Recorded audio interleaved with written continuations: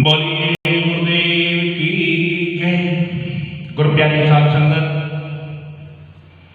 कबीर साहिब के वाणी सुमरन के अध्याय से जो सत्संग पहले लिया गया वो साखी थी राजा राणा रावरंग।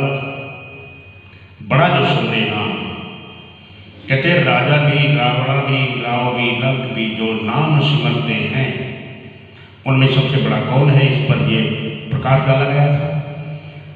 इसी कड़ी में आगे बढ़ाते हुए सुमरन के में आगे देखिए कबीर साहब क्या कहते हैं कि नर नारी सब नरक हैं, जब लग देह सफा। कहे कबीर सोई पीवे को, जो सुमरे निकाम। अगर हम सिमरण करते हैं बेटे बेटी की इच्छा रख करके, तो वे हमें सिमरण की ताकत से जरूर मिलेंगे। ऐसा नहीं मिलेंगे, जरूर मिलेंगे। बेटे बेटी, स्त्री, भाई, बंधु, धन, मां, कुटुंब, कबीला, देश, समाज, हम जिसकी भी भावना रख के सिमरण करेंगे उन सब के हम प्राप्त करने वाले बन जाएंगे। सिमरण में, अविनाशी सिमरण में इतनी ताकत है, वो सब चीजें मिल जाएंगी हमें। ऐसा नहीं करेंगे, लेकिन विचार करने वाली बात यह है कि हम उस अविनाशी सिमरण को जो कर रहे हैं और उसके बदले में मांग रहे हैं विनाशकारी चीजें। विनाशकारी क्यों? क्योंकि ये सब बेटे बेटी, भाई, बंधु, स्त्री, समाज, देश, ये थोड़े थोड़े समय के हमारे संगी साथी हैं। या तो ये हमें छोड़कर चले जाएंगे या हम इनको छोड़कर चले जाएंगे, साथ तो कोई देने वाला नहीं है। फिर कबीर साहब कहते हैं, समझाते हैं हमें, अरे भाई इन सब के लिए आप सिमरण मत करिए, मत करिए इन सब के लिए सिमरण। क्यों? क्योंकि ये सारा का सारा जो हम सिमरण की भावना रख के करते हैं, हमें बार बार जन्म और मरण के चक्र में लगाएगा, लाएगा। तो सावधान हो जा। मनुष्य देह जो तुझे मिली है वो इसलिए मिली है ताकि तो आने जाने की इस परिधि से बाहर निकल सके। इसलिए कबीर साहब कहते हैं, कहें कबीर सोई पीवे को, उस परमपिता परमात्मा को हम स्मरण कर रहे हैं, सिमरण कर रहे हैं। तो क्यों करेंगे? केवल इसलिए कि वो हमारा हो जाए, हम उसके हो जाए। अगर हम उसका सिमरण कर रहे हैं, उसको अपना बनाने के लिए, तो याद रखो वो जिस मुकाम पर है, वो किस मुकाम पर है? वो 5 तत्व 3 गुण के बाहर सचखंड में मौजूद है। तो हम सचखंड में ही पहुंचेंगे, इसमें कोई शक नहीं। आगे कबीर साहब फरमाते हैं, वो कहते हैं, सुख में सुमरण ना किया, अब दुनिया की स्थिति के बारे में बताते हैं कि दुनिया उस अविनाशी का सिमरण करती कब है? जब दुख आ जाए, विपत्ति आ जाए, तब करती है।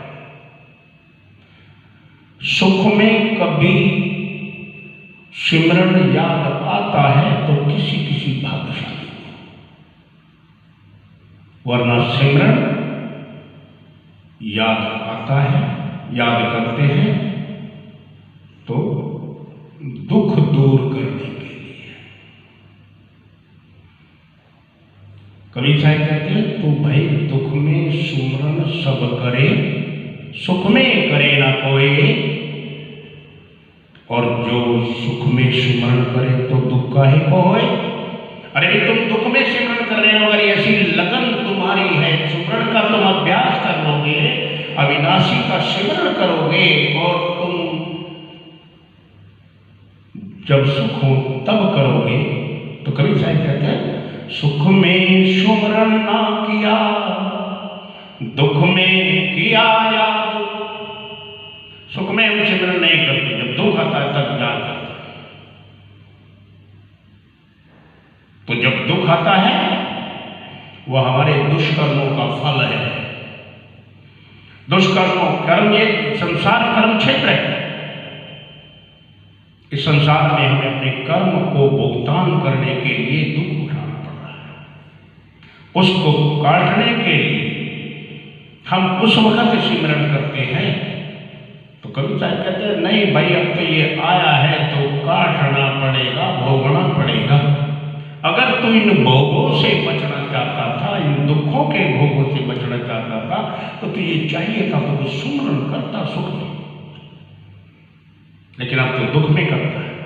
तो कहते हैं सुख में सुमिरण ना किया, दुख में किया याद। कहे कबीर उस दास की अब कौन सुने फरियाद। क्योंकि दुख में जब हम सिमरण करते हैं तो केवल दुख दूर होने तक का हम इंतजार करते हैं। जैसे ही दुख दूर हुआ, सिमरण भी भूल जाते हैं। जैसे कोई मरीज डॉक्टर के पास गया, डॉक्टर ने दवाई दी, उसे कहा 4 दिन खानी है, और 1 दिन खाई, उसे कुछ आराम मिला, दवाई लेनी भूल गया। तो ये स्थिति हमारी नहीं होनी चाहिए। हमारी स्थिति ये होनी चाहिए कि जो डॉक्टर ने हमें समय दिया है उस पूरी खुराक को ले। और कबीर साहब ने कहा है तेरे जन्म मरण की इस कैद से बचने के लिए, महादुखों से बचने के लिए क्या करना चाहिए? श्वास श्वास में नाम ले, वृथा श्वास मत खो। हर एक श्वास में तो नाम ले, सिमरण कर। एक भी श्वास खराब मत कर, एक भी श्वास वृथा मत जाने। ना जाने इस श्वास का आवरण हो ना हो। अगर तूने श्वास श्वास में सिमरण नहीं किया, दुनिया को याद किया, तो मामला खराब हो जाएगा। तो हमारे जो वैद्य हैं, हमारे सद्गुरु वैद्य हैं, वो कहते हैं कि भाई तुम सिमरण सुख में भी करो, लगातार करो। जब सुख में सिमरण करोगे तो दुख नहीं होगा। तो ऐसा हमारे कबीर साहब की तालीम हमें समझा रही है। और सिमरण के इसी अध्याय में आगे कबीर साहब कहते हैं कि सिमरण की जो हमें सुध है, यानी हमें जो उसकी लगन है, वो कैसी होनी चाहिए? जैसे कोई पुरुष स्त्री के मोह में फंसकर उसे 24 घंटे याद करता है। काम वासना के वशीभूत होकर वो उसको एक पल के लिए नहीं भूलता, हर पल वो उसको याद करता है। ऐसे हमें सुमरण की सुध यूं करो जैसे कामी काम, एक पलक बिछुड़े नहीं निस दिन आठों जाम, निस दिन आठों जाम। एक पल के लिए कामी पुरुष कामनी को नहीं भूलता। ऐसे हमें सिमरन ऐसे चलना चाहिए। और आगे क्या कहते हैं, उदाहरण दिया, क्योंकि कबीर साहिब जिस समय इस धराधाम पर आए उस समय में देखते हुए, उस समय के हालात को देखते हुए उन्होंने वो अपनी वाणी रखी। तो उस समय में और आज के समय में रात दिन का अंतर है। आज पानी का स्रोत हमारे घरों में टंकियां हैं, उस समय में कुएं होते थे हमारे पानी लेने के लिए। कुएं पे पनिहारी पानी भरने जाती थी और जब पानी भरकर वो अपनी गागर में पानी भरकर, घड़े में पानी भरकर सर पर रखती थी और एक घड़े से गुजारा नहीं होता था तो 2 घड़े लेती थी पानी, 3 घड़े लेती थी और घड़े के ऊपर घड़ा, फिर घड़े के ऊपर और घड़ा। और जब वो उस घड़े को 3 घड़ों को लेकर के पानी चलती थी, रास्ते में सखी सहेली मिलती थी और सखियों से बतलाती थी, उनसे बातचीत करती थी, घर की, परिवार की, समाज की, देश की, लेकिन बात उनसे करती थी, ध्यान गागर में रहता था। तो कबीर साहब ने मुझे समझाया, सुमरण की सुध यूं करो जो गागर पनिहार, हाले डोले सुरती में कहे कबीर विचार। वो चलती है अपनी पगडंडी पर, रास्ते पर चलती है, ऊंचे नीचे पैर भी आता है, सखियों से भी बतलाती है, लेकिन सूरत उसका ध्यान गागर में रहता है, गागर ना गिर जाए। ऐसे हमें संसार में चलना चाहिए। हाथ हमारे कार में हो, दुनिया के कामों में हो और ध्यान हमारा हमारे यार में। तो हाथ कार में और ध्यान यार में, ऐसा हमारा। कबीर साहब समझाते हैं, सत्संगों में यही तालीम दी जाती है। कबीर साहब ने कहा, भाई मैं जो ये तालीम छोड़े जा रहा हूं, इस तालीम का जो तुम्हें सही गाइड करे, सही रास्ता दे, उसके साथ हो। आगे सिमरन के बारे में कबीर साहब कहते हैं और क्या कहते हैं, सुमरण की सुध यूं करो जो सुर भी सुत माही। सुमरण की सुध, हमारा ध्यान ऐसे होना चाहिए जैसे गाय का ध्यान बछड़े, जैसे गाय का ध्यान बछड़े। कहे कबीर चारा चरत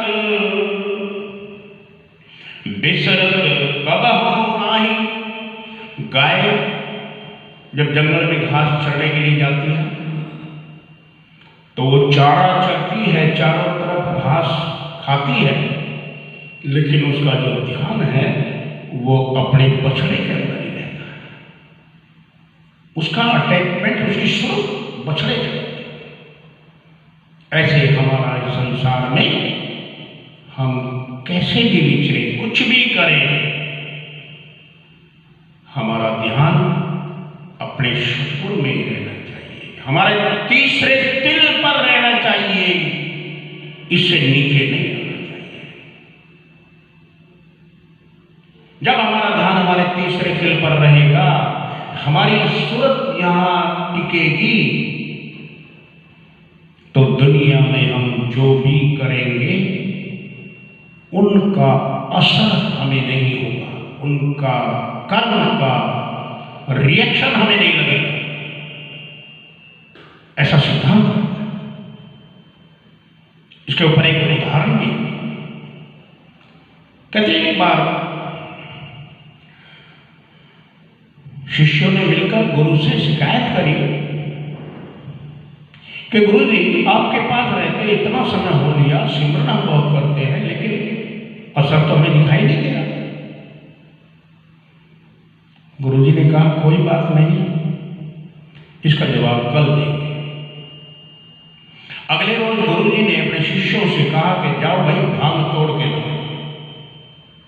सारे शिष्य गए, भांग तोड़ के लाए। उन्होंने कहा, इसको घोट लो और इसका पानी बनाओ। घोट लिया, पानी बनाया। सभी शिष्यों को कहा कि एक एक गिलास लेके सब खड़े हो गए। सब खड़े हो गए, एक गिलास लेके भांग का। गुरु जी ने कहा, इसको मुंह में ले और कुल्ला कर। सबने कुल्ला किया, मुंह में लिया, कुल्ला किया, मुंह में लिया, कुल्ला किया, सबके गिलास खाली हो गए। गुरु जी ने कहा, क्यों भाई, नशा हुआ किसी को? कहते, गुरु जी कमाल करते हैं आप भी। अरे जब ये अंदर जाएगी तभी तो नशा होगा ना। गुरु जी कहते, यही बात मैं तुम्हें समझाने के लिए, जब तक तुम्हारे अंदर ये सिमरन, तुम्हारा तन मन और सूरत एक लाइन में नहीं आएगी, एक तार नहीं होगी, तब तक तुम्हारा सिमरन नहीं कहलाएगा।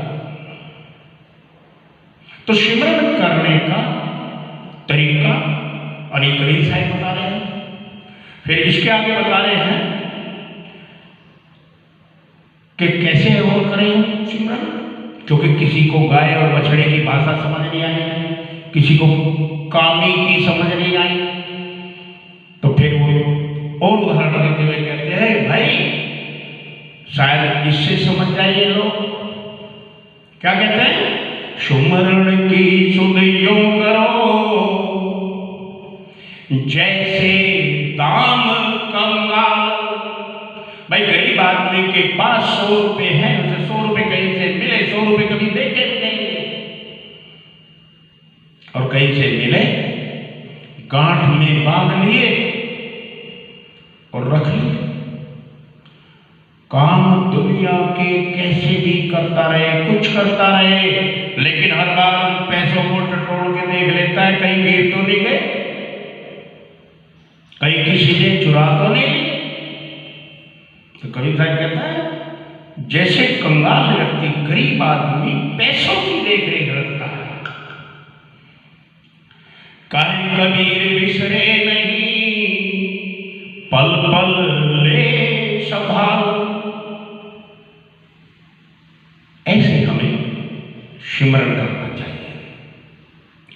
और क्या कहते हैं, और उदाहरण देते हैं, क्योंकि पूर्ण महापुरुष जब भी धराधाम पर आते हैं, वो प्राणी मात्र, मनुष्य मात्र के लिए संदेश लेकर आते हैं। वो किसी देश, किसी धर्म, किसी समाज की परिधि में नहीं बने होते। वो इन सीमाओं से पार होते हैं और संपूर्ण मानव जाति के, चाहे वो मानव अमेरिका का हो, इंग्लैंड का हो, हॉलैंड का हो, यूरोप का हो, जर्मन का हो, भारत का हो, गोरा हो, काला हो, स्त्री हो, पुरुष हो, बूढ़ा हो, बच्चा हो, सबके लिए उनका संदेश है और सबको अपने अपने तरीके से वो समझा रहे हैं।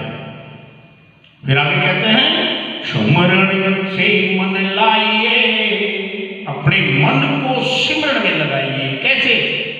जैसे नाद कुरंग, कहे कबीर बिसरे नहीं, प्राण तजे ही सब। हिरण जंगल में सबसे तेज दौड़ने वाला जानवर होता है। हिरण को पकड़ने वाले शिकारी एक तरह का बाजा अपने पास रखते हैं और उस बाजे में से वो साउंड निकालते हैं जो हिरण को प्यारे है। जब वो बाजा बजाते हैं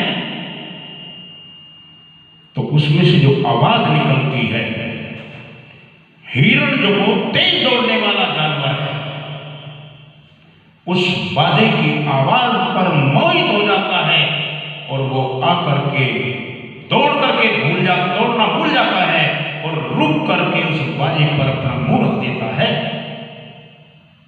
शिकारी उसको पकड़ लेता है। तो कभी साहिब कहते हैं, स्मरण से मन इस तरह लगाइए जैसे हिरण ने अपना लगाया नाद के साथ।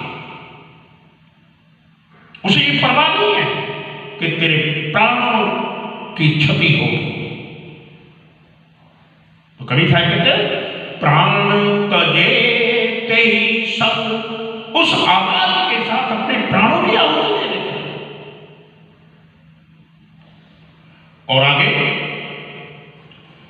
फिर फरमाते हैं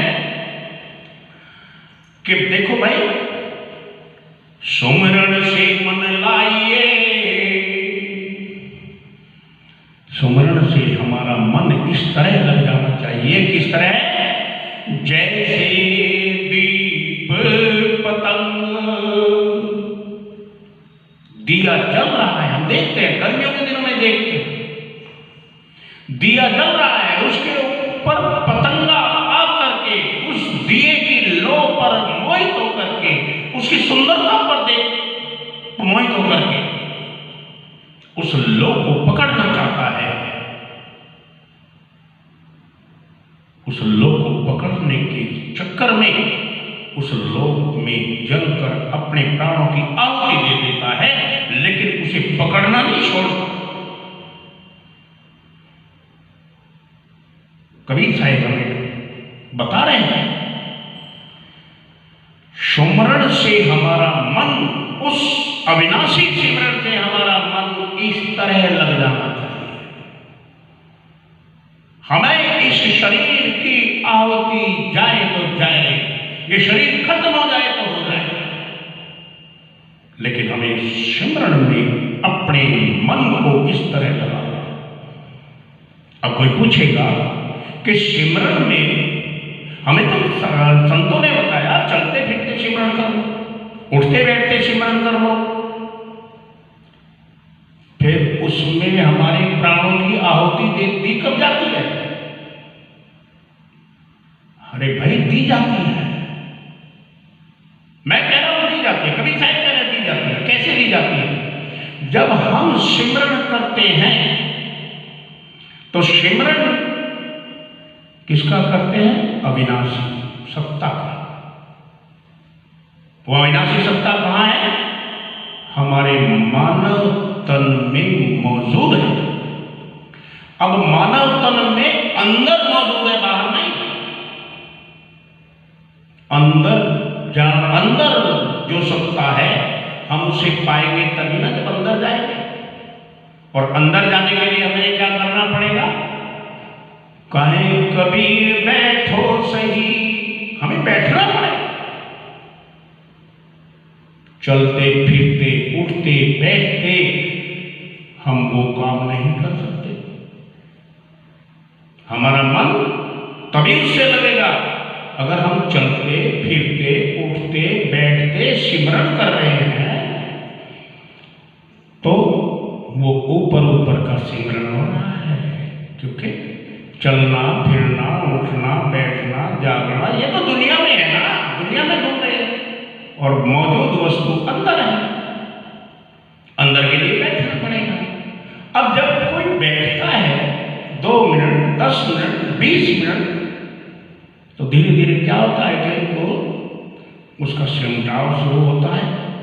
पैर के तलवे से सिमटाव होगा, जितना सिमटाव होता जाएगा उतना हमें पेन बढ़ता जाएगा। कभी कहेंगे हमारा पैर सो गया, कभी कहेंगे भाई हमारे तो पैरों में इतना दर्द हो गया, बैठा ही नहीं जा रहा। कभी कहते हाथ टूट गए, गर्दन टूट गई, नींद आ गई, पता नहीं कितने झमेले आते हैं बैठने में। तो कभी साहब कहते हैं कि जैसे मृग अपने प्राणों की आहुति देता है, ऐसे हमारे इस शरीर की आहुति सिमरन में दी जाती है। कोई सिमरन करके देखे, पता लगे। जो अपने शरीर की आहुति दे देगा, जो अपने प्राणों की आहुति दे देगा, तभी उसका मन इस बाहरी ज्ञान इंद्रियों के माध्यम से जो बाहर फैलाव में जा रहा है, वो सिमट करके शून्य में पहुंचेगा। जैसे गाड़ी है, गाड़ी का गियर है, तो हम पहला गियर लगाएंगे, उसके पहले न्यूट्रल में गाड़ी होगी। दूसरा लगाएंगे तो पहले से दूसरे में जाने के लिए फिर न्यूट्रल जाना पड़ेगा। ऐसे हमें संसार के सारे कर्मों पर प्रतिबंध लगा करके, कवि साहब ने क्या कहा, सिद्धांत क्या है सिमरन का? आंख कान मुख बंद कराओ, आंखें बंद करो, कान बंद करो, जुबान बंद करो। जब ये सारी चीजें बंद हो गई तो दुनिया से कट गए।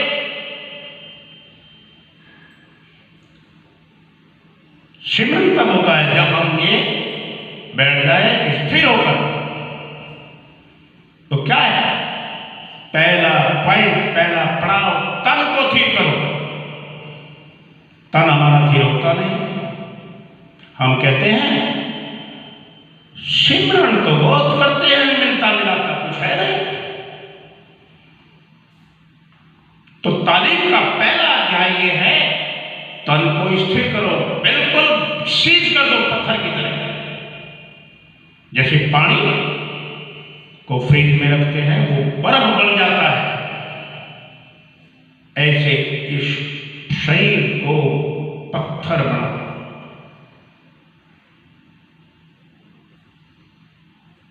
तब हमारी सिमरन करने की विधि सार्थक होगी। तो कवि साहब कहते हैं, प्राण तजे छिन एक में, कौन? पतंगा दिए की लो पर।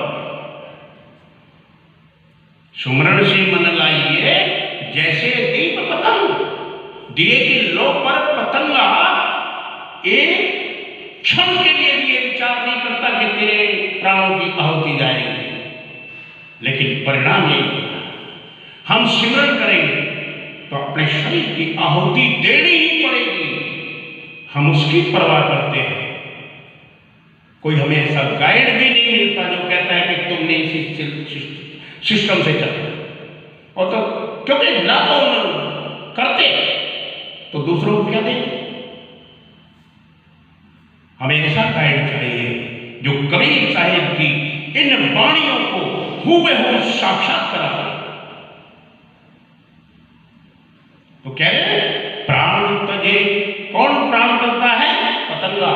क्षण एक में जल न मोड़े, जलने से अपने शरीर को वापिस नहीं मोड़ो।